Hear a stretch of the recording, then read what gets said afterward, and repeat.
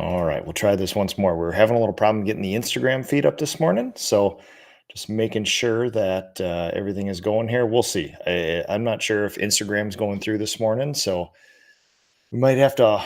All you Instagrammers might have to migrate over to Facebook for today, and we'll get after it today. We got a fun show planned. We're gonna talk about what does an operations manager do. Some people call them a general manager, things like that. But we will get after it. Let me see if I can get the 30 seconds to see if I can verify that the Instagram stream is coming, and then we'll get after it today. Okay.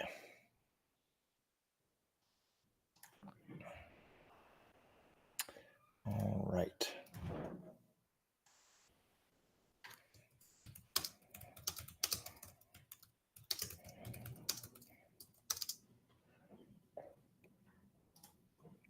All right. Hold tight, everybody. Trying to get some streams going here. Instagram has changed the way that my software um, connects with it. So we're just making sure things are rocking and rolling here. Hmm.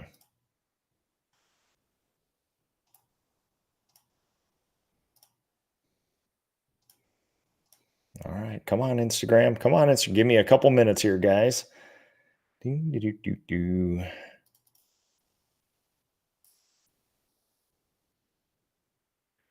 All right. We're getting there. We're getting there.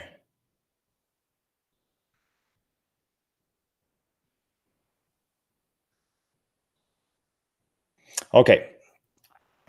I'm not sure if the stream is going to Instagram this morning. There's been a change in the software, so we'll connect you guys. Otherwise, get ready with any of your questions, any of your comments. Today, we're going to talk about what an operations manager does, and people use some names interchangeably: general manager, operations manager. Um, yeah, I don't know. There's a couple other names people use, but generally it's somebody that goes between areas of your company. So if you think about connecting, estimating, project management, coordination, the field, and things like that, each one of those little segments has a very hyper focused sort of set of responsibilities in my business.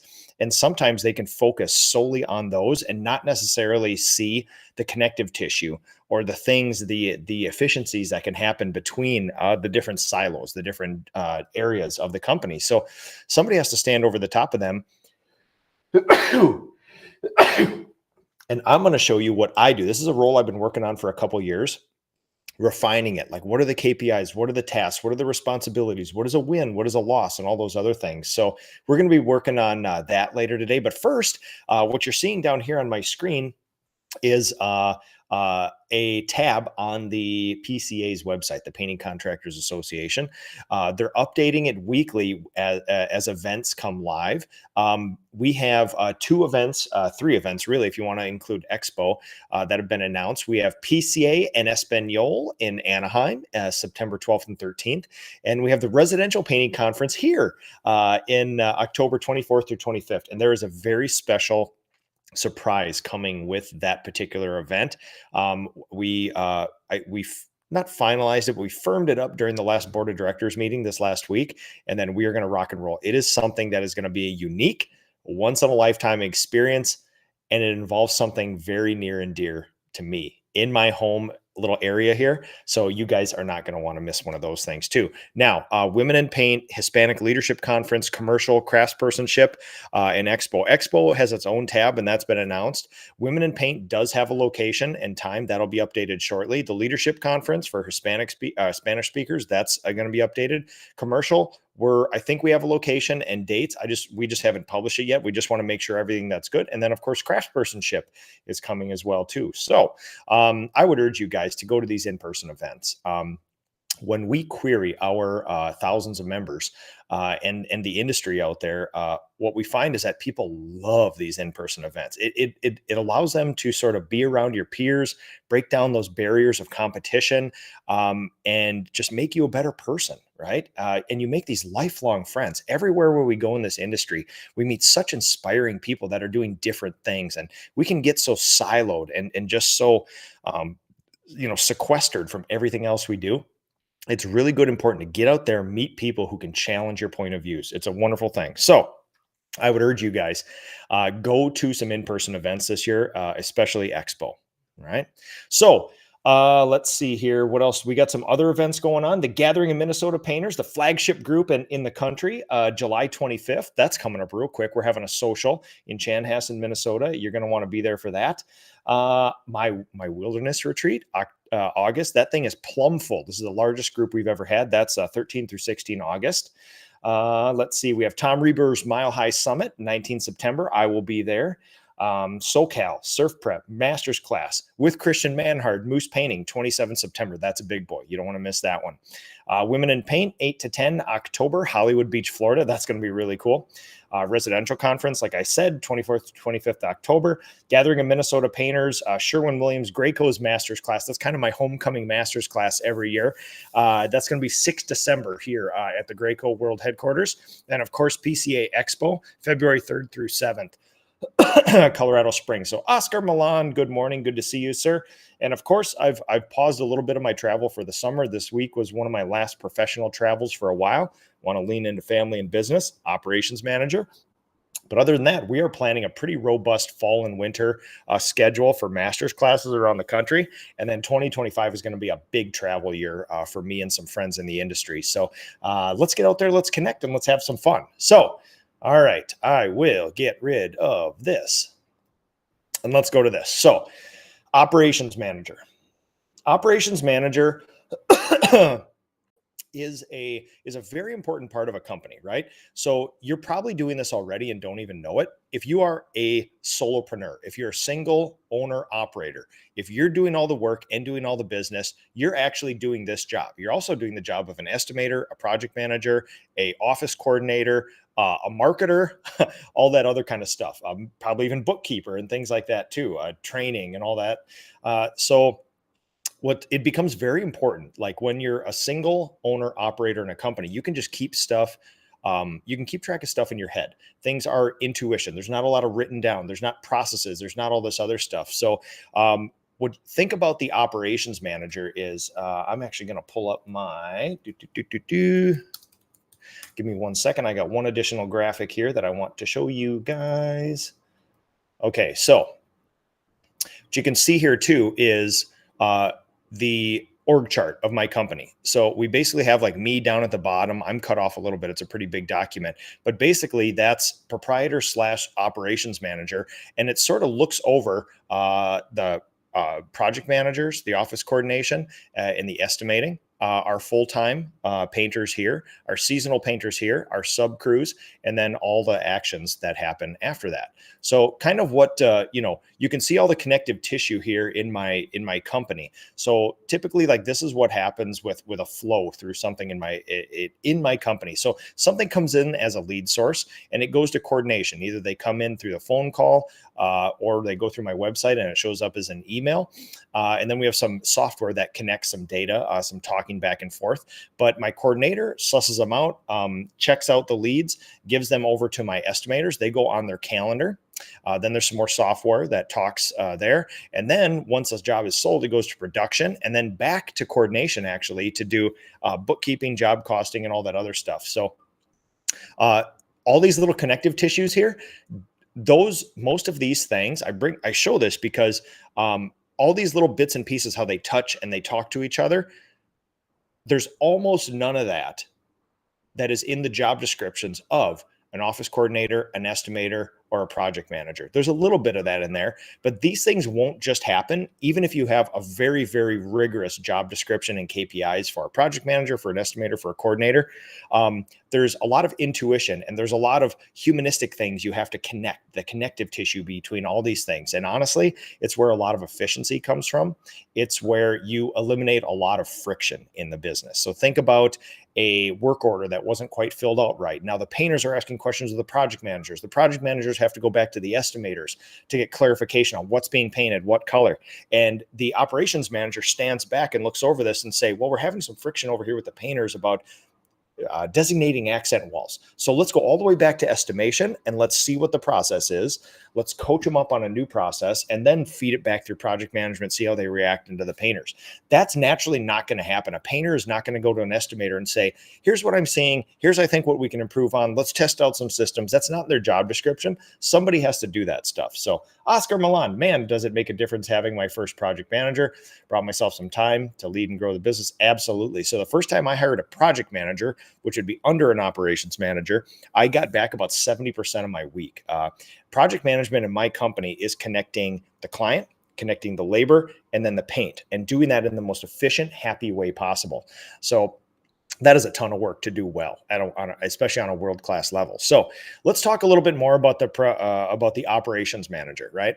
So we have the general idea, you've heard me say it a few times now, is this connective tissue between a lot of these things. It's very important. You're finding little efficiencies everywhere. Now, basic responsibilities are executing the vision, the mission, and the strategy of my painting company. So if you think about like the visionary and the owner, which is a hat I also wear, I come up with a vision, a strategy, and a mission for the year, and then we need somebody to actually get that done. You can call this person a general manager, an operations manager, a CEO, things like that. But this person has to get the stuff done. So they're the connective tissue between all the little areas, the silos in our company of things that get done. The main responsibilities are to execute that vision. Their big KPIs are top line and bottom line revenue. So if you think about top line revenue, which is how much revenue you produce minus material, minus labor, that's your gross profit. That's the first big number in the company that we track. All those expenses are variable expenses. They go up and down with the amount of jobs we have. Then there's the fixed cost, the down below the gross profit. That's what typically people call overhead. And then there's net profit down below. So revenue minus material minus labor equals gross profit. Minus overhead equals net profit. And the operations manager in my company, I have them see to overhead as well, to own that part of the company as well. So they own top line and bottom line. Top line is the amount of revenue we produce. Bottom line is the amount of net after everybody else gets paid. Overhead is a big thing in the company. So number one, leadership team is my main overhead expense. There's a shop, there's insurance, there's licensing, there's fuel, there's vehicles, there's insurances, all that other kind of stuff in there too that they manage. And when I say they, I manage as the operations manager. One of the biggest things that I don't see people do with this position is coaching your team. It's very important that, Jason Paris and I, we travel around a lot on our missions. And a lot of the times what we do is we ideate on these missions is like, what does a president of a company do? What does a CEO do? Because people like to complain like they don't really do anything. They just go around, they get paid a lot of money, they do this. CEOs do a lot, right? A CEO, as far as I can tell, is in charge of some very, very few, but very important decisions to make per year that will affect shareholder value, the future of the company, and all this other stuff. They're also there to coach their team and bring out the best in their team. And that's one thing I don't hear people talk about a lot, which is basically the one-on-one meetings, the goal setting and reviews, the coaching, the mentoring, the being there for everybody. It's very important. And recruiting and training is another thing my operations manager, me, is in charge of in the company. So you start making job descriptions for yourself. And I have about 8 different ones for myself in the company when you think about marketing manager, operations manager, visionary, things like that. So for me, the operations manager is all the stuff really kind of not within other people's job descriptions. That you can call it a general manager, general management position, things like that. But that's basically the gist of it in there. I should say this right now. We got a ton of people watching. I don't think the Instagram feed is running this morning. But I will say this, please, everybody pause right now, share this to your feed, share this to your story, put it in the painters groups. I would love to get this out here. Let's get some more questions. If you guys have questions about this, operations management, general management, the position that connects all the connective tissue of the business, or any other question, painting questions too, drop them in the comments here. I'll be actively looking at those through the feed, and we will get after those this morning here. So the key tasks, and I'm gonna actually walk you through the week of an operations manager. So Key tasks. These are like just a list of some very important tasks that an operations manager would do. So you want accurate job costing because the leadership team's compensation plans is based, their commissions is based on the job costing, the profitability of jobs. So very important that we verify labor and materials because we have painters creating a labor cost, we have project managers ordering paint, creating a material cost, and somebody has to be the connective tissue to verify that all of that information, all the paint that we bought and all the labor we paid for gets onto job costing so we can actually have good managerial financial statements within the company to make good decisions. There's a shop plan, our professional finishing shop. There's a going down there, not just saying stuff came in, get it done. What it is laying out a plan for the week, hour by hour throughout the day, accurate invoicing too, right? Because remember, when jobs are done, we send them over to our coordinator for invoicing, but then somebody just has to verify those steps to make sure everything is running well. One-on-one meetings is a big thing. Most operations managers, most visionary owners of companies do not like doing this. It's a very important part of my week and certainly for my people. GSRs, goal setting and review meetings for painters, craftspeople, things like that. And then the onboarding and training. So I think the best way that I could give you guys to understand what an operations manager / general manager does in my company is to basically walk through a week and show you the rhythm of what an operations manager is. So on Facebook here, what you're seeing is the is a screen share. Excuse me, I got a little scratch in my throat this morning. JT Benner, Evan, good morning to everybody. Okay, basic idea here. Tim Pierpont. Oh, good to hear from you, Tim.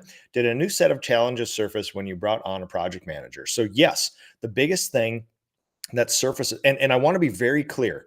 And I think you guys know this. I just want to make sure we understand what we're talking about today. A project manager is not an operations manager. A project manager for me gets handed a sold job and they have to schedule labor, schedule client, schedule paint for that job. An operations manager would stand outside of project management and connect the estimator, the office coordination, and the project management, coach all those entities and make sure the things are flowing, like this thing here, like I showed you, to make sure that the projects are flowing freely through there and watching those projects progress and looking for friction points in there. So think about a general manager who oversees project managers, estimators, coordinators, and painters in the field. That's what we're talking about. But I say that only because I want to make sure that we're talking about the same thing here, Tim.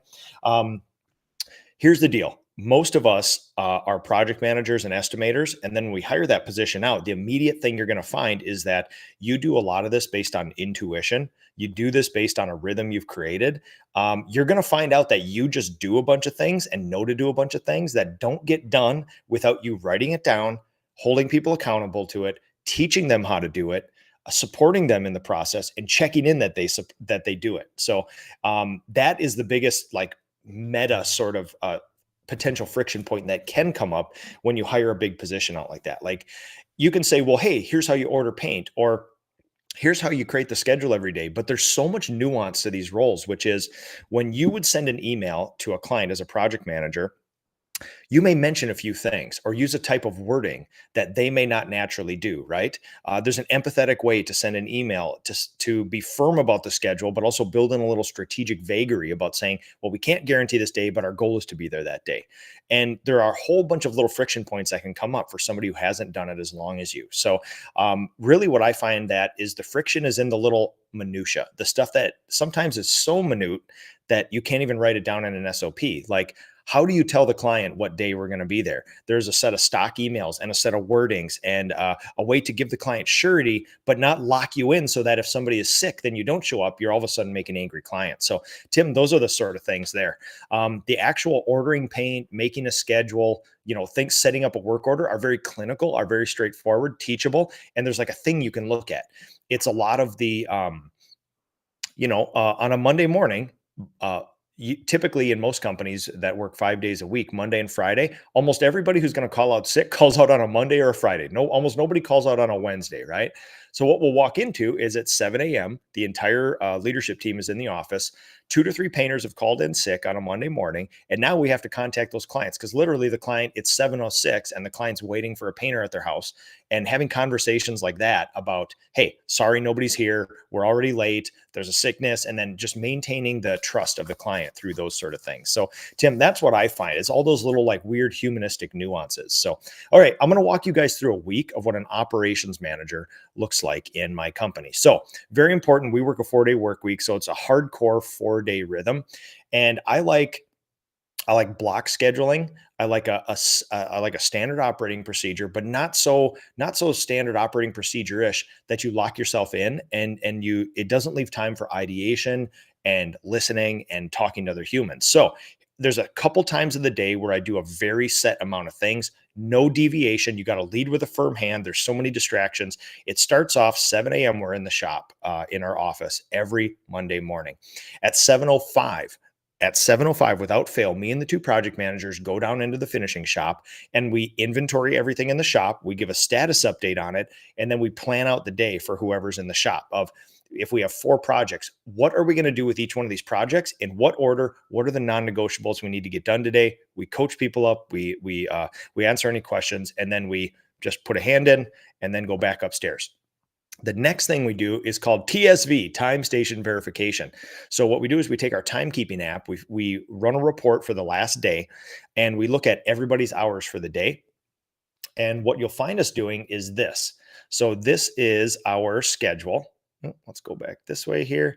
This is our schedule you're looking at. And what we'll do is, if it is a Thursday today, we will go back through every single job on the schedule. We'll start with this crew without fail. This has to be done very systematically if you're going to do it right. We'll go each human, look up their hours and make sure that all those hours were correctly allocated. Maybe there's some blessed time where they weren't charged against a job, but we go to the Knaus job. We go to Alex and we say his time card said 8.3 hours. And we'll go back to Knaus and make sure that 8.3 hours is written on that jump sheet for the day so that we can do accurate job costing. And this is one of those things where people are like, oh, it's such drudgery doing this. You want to know why my job costing is accurate down to 100th of an hour is because we do this every single day. It is so important to get in this rhythm. So we do shop plan. We do time station verification, and on Monday mornings, we'll review every single job that we completed. We'll go through the entire schedule, name every job, and a project manager will tell me if it's completed or not, and we'll make a list of those things, whether we should ask for a review or not, and send it over to our coordinator so he can start job costing, invoicing, and asking for reviews. That is our Monday morning routine. So when you see this Monday morning routine right here, that is exactly that. Those are those 2 things, but really 3 things. And in the summer, we actually add a 4th to that every morning, where we have 2 project manager assistants that go and again be the connective tissue for where our project managers can't be all the time. So they're running materials, they're doing kickoffs, they're doing closeout, they're getting after images, they're supporting our people, maybe taking care of a miscellaneous touch up or a loose end. Then we actually go through the next 2 weeks on our schedule. Again, back to this guy here, we look through every single job on there and we say, what jobs need kickoffs? What jobs need closeouts? What jobs, is there a loose end? And we start populating a list for our project manager assistants to then go back and just knock those out throughout the day. And yeah, again, there's a lot of need for like connective tissue in this stuff because, for a loose end or a touch up or a thing like that, it's very costly to send a painter back or a project manager. So kind of what you need to do is have those people to just pick up the slack. And the operations/general manager is sort of like the ultimate one of that, where it's really like standing back and making sure that not only the projects get managed, but that we actually have a routine to figure out what's the most efficient way to do it and reviewing schedule. So what you're seeing now is on a Monday morning. The next big thing for me is payroll. I have to have this on the schedule. It's very important. You do not mess with people's pay and stuff like that. So I have a routine. After we verify time station from the previous week, we make sure everybody punches are good. Then I send off payroll. Then what I do is I look at the lead times for jobs, a wall job, a cabinet job, a deck, and exterior, and I post that in my leadership team chat so that my estimators can go out and accurately tell people, hey, we're this many weeks out on a job like that. Then Monday is my hardcore one-on-one day. So you can see I got estimator Tom, weekly one-on-one there, 45 minutes. I got estimator Ian. I like to give those guys extended time because they're cowboys. They're out there just doing estimates. They're not in the office all week. So I like to do extended one-on-ones with them. And these one-on-ones, I have an entire other show on one-on-ones and things like that. So I won't go deep dive in there, but basically we're reviewing last week. We're looking to this week. We're doing some coaching, doing some mentoring. We're listening, and I'm trying to get a pulse. As the operations manager, general manager / CEO, remember, one of the biggest jobs that you have is to gather information so you can make some big decisions, right? So we just implemented a whole bunch of new software and processes for the estimating system in my company. And what I did was for the last year or two, I just gathered all the data and I saw where the friction points are and we tried to fix them. Where we couldn't, we sought out automation and other things. One more thing, and I'm going to get to your question there, Jesse. So then leadership team has a lunch every Monday morning. 11 to 12, we go to a local restaurant, we rotate around. It's very important that we have some very intense weeks where I rule with an iron fist as operations manager. I always like to just allow my team to take a breath. We talk about our families, talk about activities, and just rest because we don't often get to do a lot of that stuff. So Jesse, ask for a review or not. Can you explain? You know exactly what this is. If we didn't perform as well as we could, or the client was just a kind of a PBC or a people be crazy kind of person, even if we fulfilled, some people are still a little, they ask for a lot of things that you don't promise. And in the end, they kind of hold an emotional thing towards it. So there's probably about 3% of our jobs where we don't typically ask for a review just because it's like, it's not worth it. I don't feel like this client can either find it or do it accurate, things like that. So it's pretty self-explanatory, Jesse. You know when we don't ask for a review, give or take. So, and there is the times where we don't fulfill a promise, right? We make a very distinct promise, and humans are humans and nobody's perfect. And sometimes we don't fulfill it as well. I mean, we're super accountable. We always fix it. But, again, nobody's perfect. We'll do 775 jobs this year, and there's probably 10 that'll happen where we don't fulfill our promise as well as we could have. So that's just, we do too many things with too many people for everything to go perfectly. So, all right. So then what you're doing is I see project man. I have a shorter one-on-one with our two project managers and coordinator because I'm basically in the office with them all day. They have access to me all day. So we have project manager Kelly. We have project manager Mike right after. I take a short break to check Slack, and then I do coordinator Jack right after that there. Typically after that, we go into a 3:30 to 4:30 sort of deep dive into the schedule. So as operations manager, these project managers are going to fight to get all their jobs on here. And the ones that are labeled K are Kelly's, the ones that are MD are Mike's. And we're looking at, the operations manager looks at this to make sure we're fulfilling our jobs and filling our schedule to make sure that we get enough projects on there to create the revenue. And then what we do is, let's go 125. There we go. And then what we do is I'm looking at these jobs and saying, well, tell me about the Knaus project. What's the scope of that? Tell me about the Jen Johnson.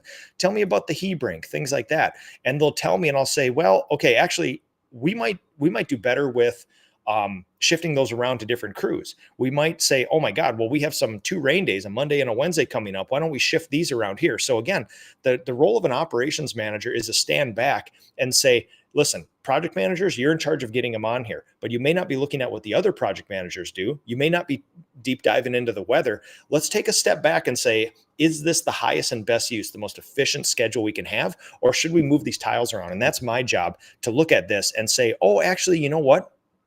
Our young hotshot Logan, one of our seasonal guys, is really good with restoring log cabins. Why don't we move that log cabin project from this crew to this crew, or switch it around in the weeks, or things like that? And again, taking a step back and looking at everything on there.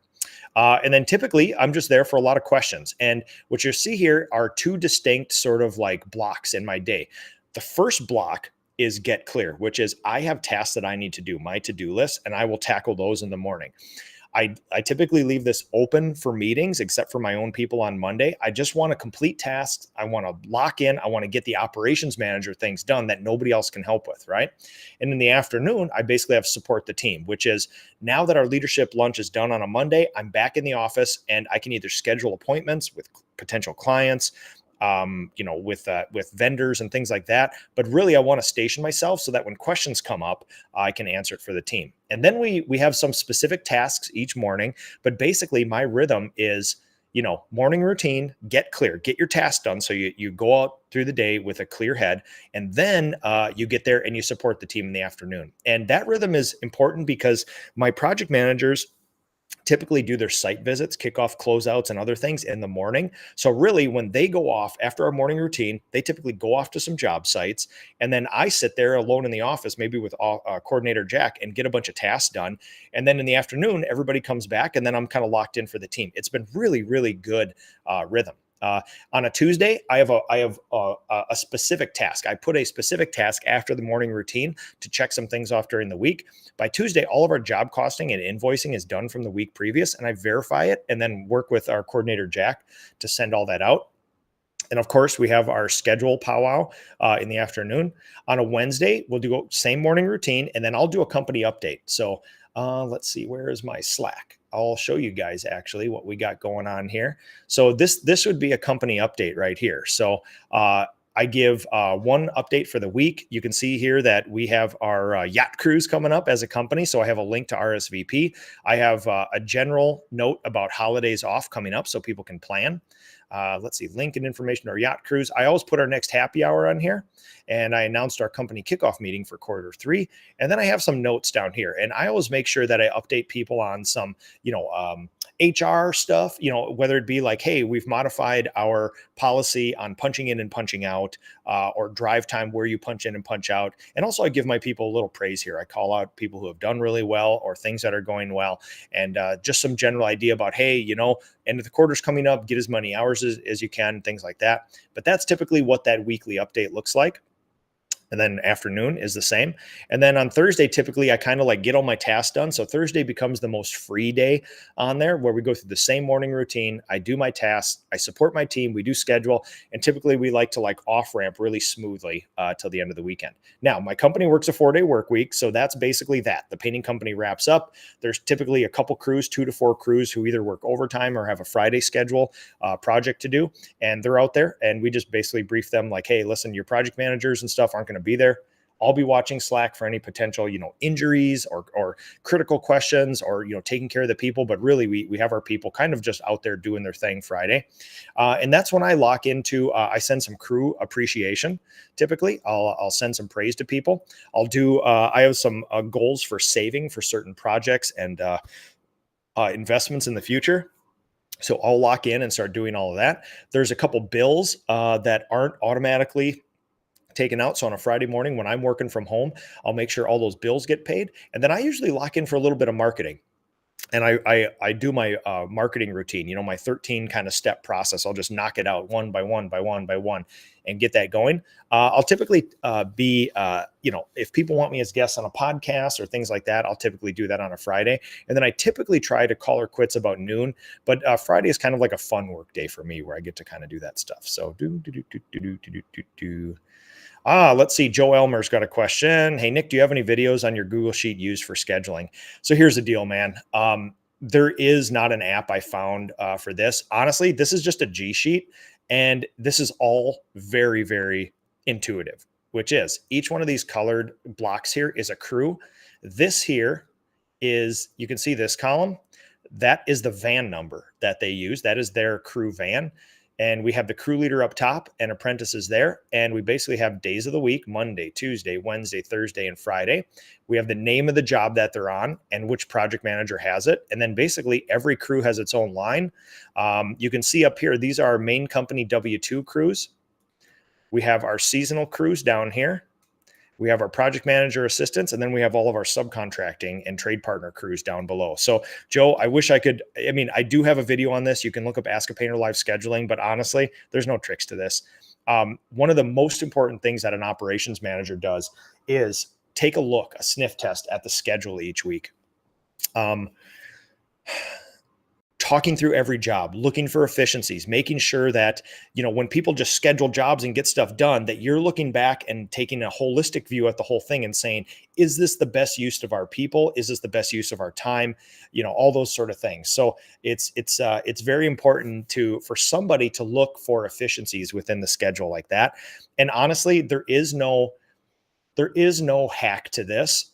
We have 2 project managers and the operations manager every day for somewhere between a half an hour and an hour, discuss the schedule and look for efficiencies. And honestly, when I sit down for that half an hour to an hour, we probably make, if there's somewhere between 15 and 18 jobs that happen a week, I'll typically find a change in 4 to 6 of those that we need to do or can do to make it better, things like that. So really it's the hack to scheduling is have a rigorous way to set it up, visually represents your people, has enough information on there to act on it, but then have humans get in there and talk about everyone and find the efficiencies together. There's not an app that does that. There's not a piece of software.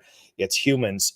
It's our organic intelligence and not our artificial intelligence that does that stuff. So let's see. What have you found to be the best crew size? The best crew size, we have singles, we have doubles, we have triples. The best crew size is 1, if I'm being honest, for me. For some personality types, we have a couple crews in this company that are single crews, and they are typically ones that operate best alone. Most people like a 2-person crew. Any more than that, and your ability to hit a job budget goes way down. Except you'll see that our red crew up here is 3 people. This is our most senior craftsperson, and then we have 2 apprentices working with him. We typically give him very large exterior jobs in the summer, so that's actually a value add then when you have that many people. But honestly, the best crew is a single person crew. I've done experiments, pretty brutal experiments in the past, where I've broken everybody off into single crews, tracked their production. The most efficient, profitable form of running a company is having people work alone, because there's just a whole bunch of inefficiencies that happen when people get together on a crew. Doesn't mean they're bad people. It's just, you can look at the data. I can prove it 100% that that's the case. But here's the thing. Most people don't want to work alone, and they'll actually then quit if they're alone and they feel unsupported. So having help, especially on some of these big jobs, is a big thing. So number 1, I want a 1. Most people want a 2. I'll make a 3 when it makes sense. But any more than that, unless you're a big commercial or industrial crew, you lose your tail every single time. Steve Lockwood, how long have you been doing this, and how long does it take you to get a rhythm with this? I've been doing this since the start of the company, but I've actually been intentional. You know this. I've been intentional about it for the last 2 years. And 2 years is when I actually was like, hey, wait a second. This is actually a separate position. It's not just owner Nick being here using his knowledge to do things. Like, this is an actual position. And when I vision out for the company, the next step for the company is to actually install somebody to do this. And that would relieve me of probably 80% of my work week, give or take. Now, you obviously have to have enough revenue to support that sort of thing. But that, when we vision out in the future, that is the next step for that sort of thing. So 2 years, I've been really serious about it. The last 18 months, really like getting the standard operating procedure down, the KPIs, everything else, so that when it comes time to hire this position out, I know it like the back of my hand, which is super fun. Steve, good question. Ron Rice, my good friend here. So scheduling and changes thereof is something my ops manager and I give at least 30 minutes every single day. Absolutely. I would say 30 minutes is the minimum that should be used for a company of my size to get an actual, like, really solid, sort of thing done with that. So it does take a lot of it takes very good management. So what happens is you sit down and you start reviewing every project. You're going down the schedule like this. And then all of a sudden somebody's like, oh my God, hey, there's a Slack message. Somebody needs you, Nick. And as operations manager, a management skill that is very good is, we'll get to that. That's going to pause. Right now we're on this project. Let's get through this and then remind me later and we'll do that. Limiting distractions, because otherwise you will endlessly have somebody that needs you. Somebody will pop into the office, say, hey, I got a question for you. Say, if you give me 14 minutes, I'm going to be done with this and then I'll get to you. So hang tight. One of those sort of things. So I've just found that my people are so helpful. They'll jump at the chance to answer a question or help somebody at every time. And honestly, that doesn't make for a very efficient operations manager process. So one of the sort of like soft skills that I think is most important of my role as operations manager is to very gently and empathetically tell everybody, I need 32 minutes of your time. We are not going to answer emails. We are not going to answer any Slack messages. You're going to follow my lead. We're going to get this done. We're going to do it well, and then we'll go forth. But I need 32 minutes of your time. lock in everybody. And a lot of the times what I'll do is practice that thing of, hey guys, 5 minutes from now, we're going to lock in and do schedule. So answer any of your last emails, look at Slack, 5 minutes. You give them the 2-minute warning, and then you say, okay, guys, I need everybody's attention. We're going to do this super hardcore, and then we're going to move on. Let's do this. And then you walk through it like that. So very important thing there. So that was the weekly routine, give or take. One-on-one meetings, that's another different show. But again, you're gathering information. You're looking for ways to make the entire process better. You're looking to connect with your people because the emotions of your team are very important, that they feel connected to everything. And one of the biggest things that is hard to write down and hard to like KPI out is limiting the stress of your team, right? So you're constantly looking for automations. You're constantly looking for even minor friction points that can add up to big friction points. So you can do something to either relieve that stress, change that stress, or eliminate it. One of those sort of things. And then of course, goal setting and review meetings for our craftspeople, and then onboarding and training is a big thing of all the people in the company, the painters, the estimators, the project managers, all this and that. So that's all right. Lots of good questions on Facebook today. I'm just going to go through my notes here on the show. I think I got everything that I wanted to look for. So review. Oh, we got Jesse Allen here. Jesse, we started implementing Work Glue this last year for scheduling. It connects to the painter's Google Calendar and keeps all the info in one place: work order, maps, links, customer contact information. Love that. Absolutely love that. What Jesse's talking about is a very good principle of operations management, which is single source of truth. Everything in your company, when you want to reduce friction, you want to make people happier, you want to gain efficiencies, one of the things you have to do is move almost everything you can to a single source of truth. And one of the things that we do, so you're looking at my schedule here, but this is part of the project management dashboard. And for my project managers, everything they have is there. So we have a setup tab. We're looking at all the jobs we've sold that we're getting set up right now. We're looking for project managers Mike queue. This is the information of all the jobs that he's managing currently. We're looking for Kelly's queue, all the jobs that she's managing currently. Here's all the completed jobs, the list of completed jobs that we then send over to a coordinator for invoicing. We have our schedule. We have all of our job costing. You guys all recognize this template. This is one of my most used, most famous templates. This is all the jobs from this quarter that we've job costed already here. And I review this every single week without fail. We have a material sniff tester. This is a super fun sort of thing that I created to have my project managers an idea of what of how much coatings to use. They can type in some general quantities there, and we can here's my to maintain material budgets. And my coatings quick reference guide for my project managers. Here's the coatings we use. Generally, here's how much we use on houses, things like that. Same thing here, just coating quick reference guides for all of them. And yep, I think that's about, we have all of our labor, we have our lead time, we have our schedule archive. Here's an SOP for kicking off jobs as well too. So we got a lot of just quick reference stuff for them in there, which is a super fun thing. All right, there we go. Single source of truth is a big, big deal, right? We have playbooks for project managers. We have playbooks for estimators. We have playbooks for our coordinators and for our painters. And so they have one single source of truth for all that stuff. So again, operations manager. Here is the general idea. You're probably doing this already. In a larger company, this will be a separate role. It's kind of a separate role, except I do it plus some other things, but it is a distinct role that must be done. If I don't do it, things don't go as well. Things will go fine, but that little efficiency we win in the margin is this. So it's a connective tissue between coordination, between project management, between estimating, and all of your craftspeople, right? And it's reviewing the job costing, because every one of these people enter something into the job costing, but somebody's got to review it.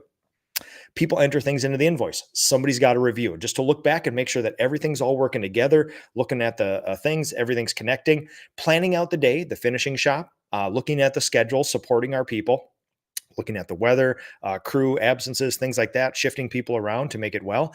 And I think, again, the biggest thing is supporting your people and limiting their stress. I think that's a big thing here. So, here we go. Last question. I think we'll call her a day here unless you guys have any more. Tim Pierpont as CEO Do you conduct formal 360 reviews of your performance, asking employees, managers, partners feedback to identify your blind spots, both things you're extremely good at?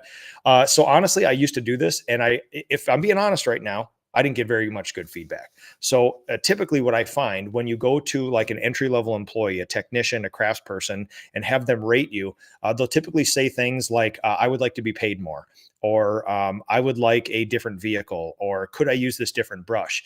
And they're going to focus on things um, that are basically very important to them. Tim, listen, I have the best people in the world. People would crawl over broken glass to get a chance to work with the people that I employ. But you have to understand that one of the leadership principles that I hold near and dear to me is that a leader should not go to their people and ask them how to lead better. A leader should just seek it out themselves and do it. That's not the responsibility of your painters to tell you how you're doing. You should be doing good. You should be doing better. There's obviously blind spots and there's things that we're not doing well, but it's your responsibility to seek out outside coaching to do that. Now, there are things within your job description that can obviously be done better. If the painters don't have a good, clear scope of how to figure out which accent wall it is, that's a clinical thing. You go back to the people who own it. Estimators in my company, they own scope and price. What are we painting and what is the price? And we figure out a way there. That is a good use. Feedback about the actual operations of the company is good. I would not have your people rate your management. I mean, you certainly can if that's a thing, but I've always taken it on myself of like, you need to be constantly critical about yourself. You need to constantly look for outside help, and you need to stay ahead of it. That's my ethos. But having said that, Tim, I know there's a lot of people that actively do this with their team, and I think it just depends on the team if they're going to give you critical feedback about that. But typically, what you'll find, feedback from your people will be things that affect them directly, and it may not be what you're looking for. Doesn't mean they're good or bad. It's just that's what it is. That's been my thing. So. Partners, both things you're extremely good at and things you may not be thinking of, and things that you may consider delegating. Yeah, all those things. It's a tough one. I just believe that leaders, you should be actively seeking this outside and stay ahead of that stuff. Let's see. Jorge Diaz Pineda, what are you using for project management and job costing? This is all Google. This is all Google. It's all free. It's all there. It's a series of spreadsheets. You can see that, like this is project manager Kelly's queue. She's got $267,000 in her queue right now. All of the ones up here are interior jobs that are sold and ready to go. All of the ones down here are exteriors, and she's actively managing them through here. So you can see we built a spreadsheet that will actually, as the project becomes ready, we check off more boxes, we put a couple notes in, and this is their menu of options to choose from to get on the schedule. So really fun sort of process, but we built it all ourselves. There's a whole bunch of stuff that that software, it won't do it for you. It'll just facilitate it, but you're basically going to have to do all of this in that other stuff. So we just use Google for that. Yeah, make sure everybody shares this. All right, folks, I think that'll be it for today. Like Steve said, friend Steve said, share this, get this in your feed, get this in your queue, get this in your story, and send this to the painters groups as well too. Remember to join me at the PCA activities. I put a whole bunch of lists in the actual notes of this show.